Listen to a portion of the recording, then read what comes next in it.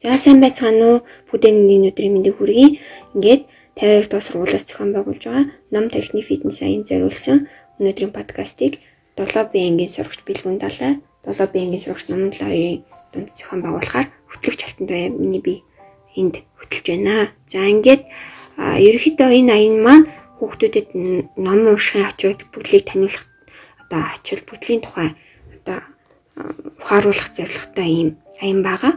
За энэ аяны хүрээнд хүүхд болгон нэг тодорхой зохиол номыг аваад уншаад тэрнээсээ яг юу ойлгосон, ямар сэтгэл төрснийгээ бол өөрийнхөө үгээр тайлбарлах юм байна. Энэ хүрээнд бид нар Доржийн Гармагийн хөгжөөнтэй туужууд гэдэг зохиолыг сонгож авсан юм аа. За ингээд манай Бэлгүн Далай, Номон Лоо хоёр маань энэ зохиолыг уншаад яг хамгийн түрүүнд яг өөрт нь ямар сэтгэл төрсөн бэ гэдгээ товчхон хэлэх баха. За ингээд Бэлгүн Далайгаас эхлэе. За ингээд Доржийн Гармаа хөгжөөнтэй туужууд яг ямар сэтгэл төрсөн бэ? Амар гоё сэтгэл хүлээсэн. Яг гоё хуучны мэдрэмж төрж бага насндаа хүүхдүүдтэй тоглож байгаа. Найзуудтай хамгийн их болохдоо тэгэд хийж өгдөг зүйлүүдийг хийжсэн тийм тусламжийг агуулсан. Тэгээд тийм дурсамж төрүүлсэн. За Номон Далайд ямар сэтгэл? Найз нөхөрлөл юу гэдгийг надад санагдуулсан. Дээрс нь нөхөрлөл юу гэж болохыг надад харуулсан. Дээрс нь амар олон зүйлийг мэдсэн. Дээрс нь өмнөх найзтайгаа ингээд тоглож исэн тийм шиг санагдсан.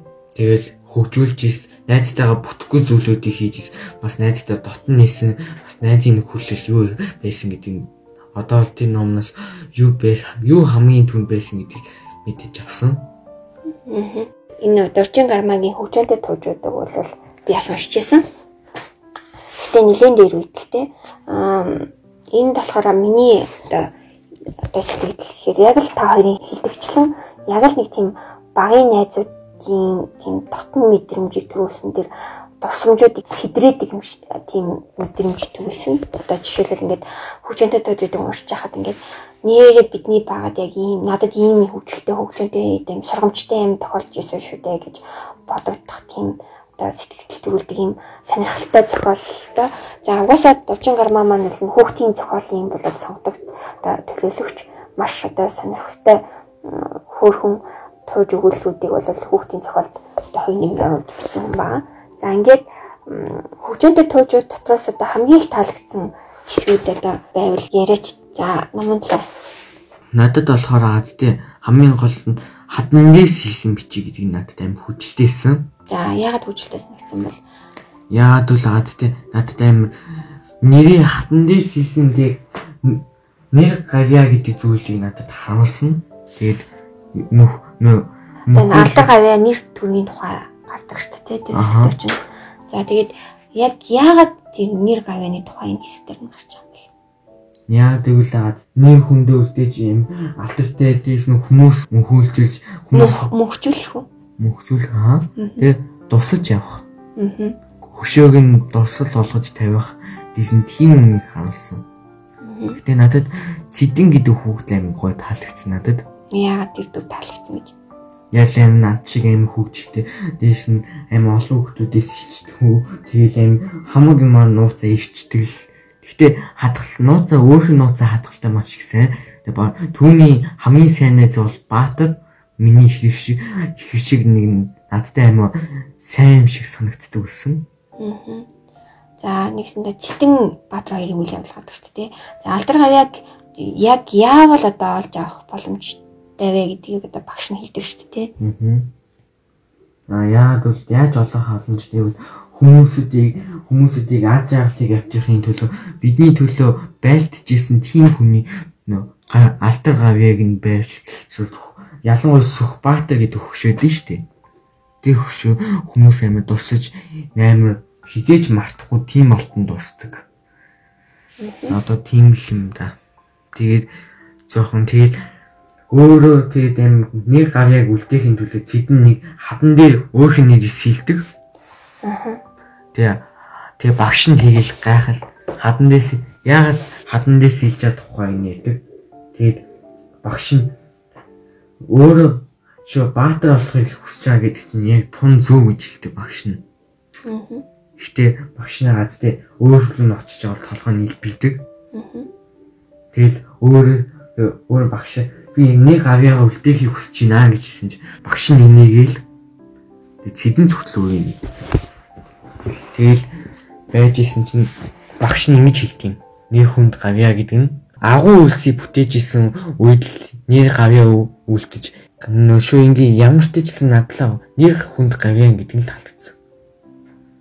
За билүүн л яг одоо энэ номон дээр хамгийн их таалагдсан хэсэг нь ямар хэсэг гэдэг вэ? Тэмцээн гэдэг хэсгнээс аа. За тэгээ тэмцээн гэдэг хэсэг дээр яг юу гардаг вэ? Хүүхдүүд ингээ шатар хоорондоо ингээ тоглоо сууж идэг хэсэг гардаг. Тэндэн тэгэд Баатар хоёр нэг тоглож байгаа юм гарнаа. Тэр хоёр ингээд тоглож байхдаа Цэдэн өнгөрөөл Баатан өнгөхгүй Цэдэнгийн цээнд нь би чамайг хожиндоо гэсэн царай юм шиг харагдан. Тэгэн байх оо гэж бодсон Баатар. Би түүнээс сурцсан аль хэдийн сонсоод суртан юм чинь гэж хэлсэн. Тэгээ чамайг үйлдэл чинь хожиндоо гэж өнгөрсөн. Тэр хоёр гэхдээ шатар тоглосон. Шатар тоглохдоо дараа нэг сайн мэдэхгүй байсан. Шатар огтонч мэдэхгүй. Хүн ухаж ухраал дээс нь 5 авыг идэж мэдээл амар сонин тоглож исэн. Хоол нүдэлчихсэн. Цэдэнгийн хүн яг ингээд тоглоо сууж исэн чинь багш нь ингээд хүүхдүүдийн хажуугаар нэг яваад яаж тоглож байгааг нь харсан. Бусад хүүхдүүд нь наадтэй амар ухаантай тоглож исэн тэр хоёрхаас амар ингээд сууж мууж тэг яаж нүдлэх хийж тэг амар ухаантай хүн шиг тоглож.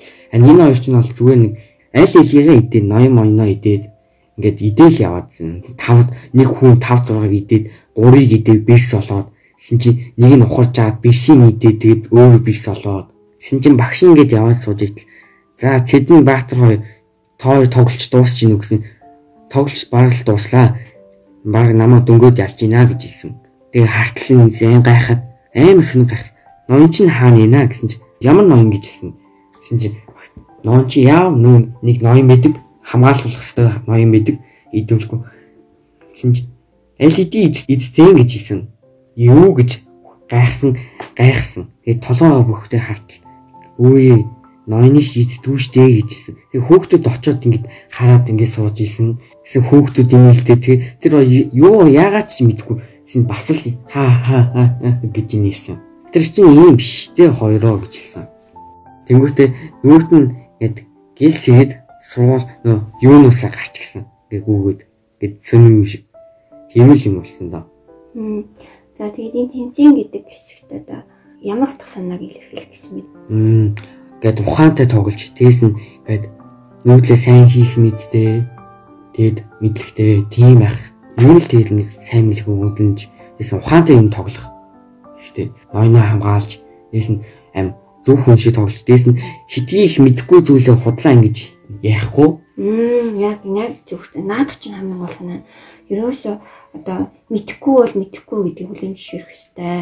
За худлаа одоо мэдэмхийрэх мөн тэгээд одоо худлаа чаддаг дүрс гэж одоо өнгөрөх бол хүнд их зөвхөмжгүй зан юм аа гэдгийг энэ тэмцээн гэдэг хэсгээр харуулж байгаа шүү дээ.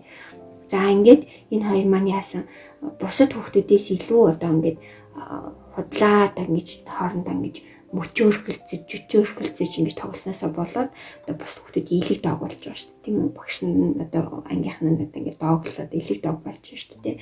Энээс яг юу сургамж авч нэхээ яг түрүүний миний үгийн хэлдгээр одоо мэдэхгүй болвол асуух хэрэгтэй. Чадахгүй болвол үнний хүлээн зөвшөөрөх ёстой. За тоглохдоо ухаантай байж одоо тэр тоглоомын дүрм журмаар тоглох ёстой гэдгийг хэлсэндээ айгүй том сургамж авч шүү дээ. Цэдэн Баатар хоёр маань. За ингээд ерөөхдөө бол ингээд жижигэн юм хөөрхөн юм үүлгээс бүрддэг аамаа энэ хөгжөөнтэй дуулжууд гарч дорж мянган гармаагийн. За ингээд ерөөхдөө та хоёрт энийг уншихаар хүүхдүүдэд яг юу хэлэх хэрэгтэй байх гэж бодож байна. Яг яагаад хөгжөөнтэй дуулжуудыг хүүхдэд унших хэрэгтэй гэж бодож байна та юу? Хөгжөөтэй дуучууд нь болохоор агаад тий хүүхдүүдийг маш баярлаж өөрийнх нь хуучин мэдрэмжийн төрөлх амар гоё мэдрэмжийн төрүүлж амар гоё байсан хийх. Тэгэд дараа нь илүү их сургаал авах. Тэгэд юу хийхтэй вэ гэд. Тэс нэг ингэж өнгөрөх байх их сургаална. Тэгэд юу яаж яах ёстой гэдэг буруу гэд мэдих юм авч ёстой. Ерхэд болвол Доржин гармагийн хөгжөөнтэй тожирдаг хүүхдүүдэд бид гурийн зүгээс санал болгох хамгийн гол зүйл маань бол та бүгд хөгжөөнтэй тожирдаг уншснаар номын гол дүрийн хоёр хүүхдтэй хамт цагийг хөгжөөнтэй өнгөрөөхөөс гадна номын зохиолын гол дүрүүдтэйгээ хамт аялах, тэдэнтэй тохиолдсон хөгжилтэй явдлуудаас сургамж авах. Энийг тийж хийж болох юм байна, энийг хийж болохгүй юм байна гэсэн тийм сургамжийг аваасай гэж бид гурийн зүгээс хүсэж байна. За ингээд өнөөдрийн бид гурийн ярьсан хөгжөөнтэй төвжүүд зохиолыг та бүхэн шинтэн сонирхож уншаарай. Тэгээд өөртөө амьдралдаа тохиолдсон хөгжөөнтэй хөгжилтэй бодлуудаа иргэн тусаарай гэж хүсье. За ингээд бүгдээрээ номд уламд орлох болтугай гэж хүсье өрөөё. За бүгдэнд нь баярлалаа. Баярлалаа.